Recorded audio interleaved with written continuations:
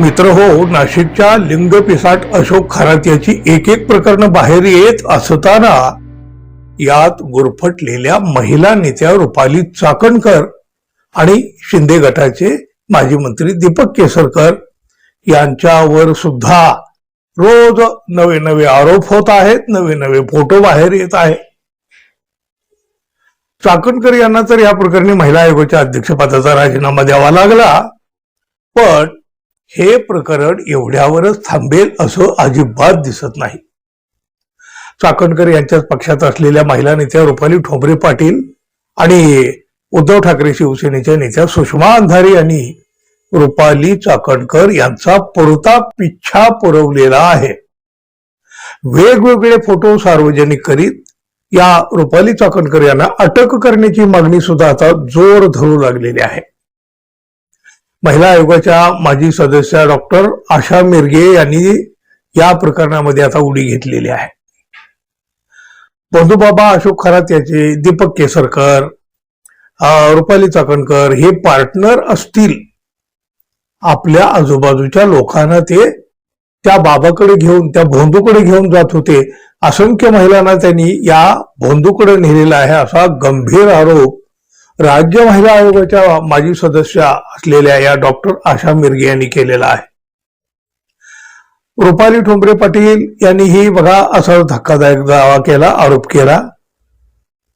राज्य महिला आयोगाच्या माजी अध्यक्ष असलेल्या रुपाली चाकणकर याच महिलांना, म्हणजे पीडित महिलांना, संकटातल्या महिलांना, ज्या काही अडचणी घेऊन महिला आयोगाकडे गेलेल्या आहेत अशा महिलांना या भोंदू लिंगपिसाट अशोक खरातकडे पाठवायच्या, एवढा मोठा गंभीर आरोप आता या रुपाली ठोंबरे पाटील यांनी केलेला आहे.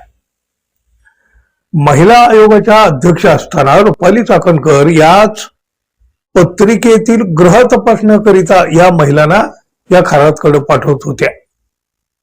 या रुपाली चाकणकर यांना अटक करा अशी मागणी सुद्धा या रुपाली ठोंबरे पाटील यांनी केलेली आहे.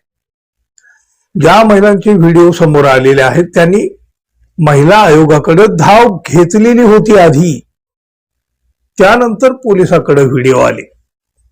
तृप्ती देसाई यांच्याकडे व्हिडिओ आधीच आलेले होते, मात्र तेव्हा FIR झालेला नाही.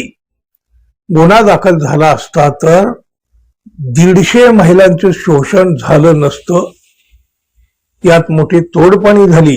यामध्ये रुपाली चाकणकर यांचा सुद्धा सहभाग आहे असा आरोप रुपाली ठोंबरे यांनी केलेला आहे.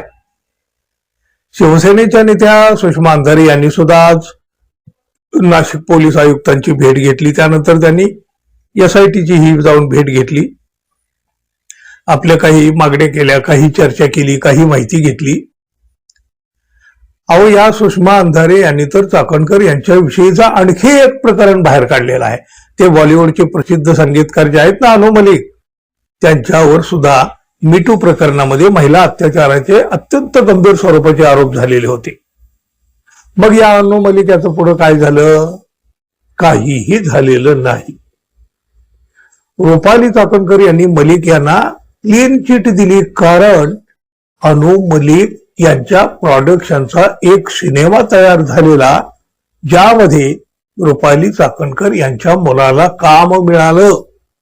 एवढा मोठा दावा सुषमा अंधारे यांनी केलेला आहे. मोठी खळबळ उडाली. या आणखी एक नवं प्रकरण येत आहे. म्हणजे त्या खरातची तर प्रकरण येतच आहेत, पण या चाकणकरच्या संदर्भात सुद्धा आता हे नवं प्रकरण बाहेर आणलं आहे. सुषमा अंधारे आणि रुपाली ठोंबरे या तर रुपाली चाकणकर यांच्यावर वेगवेगळे आरोप सातत्यानं करीत आहेत, अगदी पहिल्या दिवसापासून करीत आहेत. पण डॉक्टर आशा मिरगे या तर महिला आयोगाच्या माजी सदस्य आहेत. त्यांनी केलेल्या आरोपांना विशेष महत्व सुद्धा आहे. त्या काय म्हणतात बघा, भोंदूबाबा अशोक खरातकडे जाणाऱ्याच्या मध्ये 3 प्रकारचे लोक आहेत. फक्त भेट देणारे, ते फक्त भेटले, त्यांना एकमेकांच्या वैयक्तिक आयुष्याबद्दल काहीही माहिती नसते. काही समर्थक असतात, अधिकारी, अंतर्गत मित्र असे हे समर्थक असतात. आणि काही लोक त्यांचे पार्टनर असतील, ते इतर आजूबाजूच्या लोकांना त्या बाबाकडे घेऊन जात होते. त्यांनी काहींची नावं सुद्धा घेतलेली आहेत. त्यामुळे हे प्रकरण अधिक गंभीर दिशेनं वाटचाल करीत निघालेलं आहे. अहो, एवढं खळबळजनक प्रकरण आणि एवढे खळबळजनक धक्कादायक आरोप झाल्यावर तरी आता रुपाली चाकणकर काय सांगतायत याकडं अर्थातच सगळ्याचं लक्ष लागलेलं आहे. पण अशोक खराचं एकूण हे प्रकरण राजकीय नेत्यावर शेकणार अशीच चिन्ह आज तरी दिसू लागलेली आहेत. पाहूया पुढे काय काय होतंय ते. मित्रांनो, धन्यवाद. पुन्हा भेटू. नमस्कार.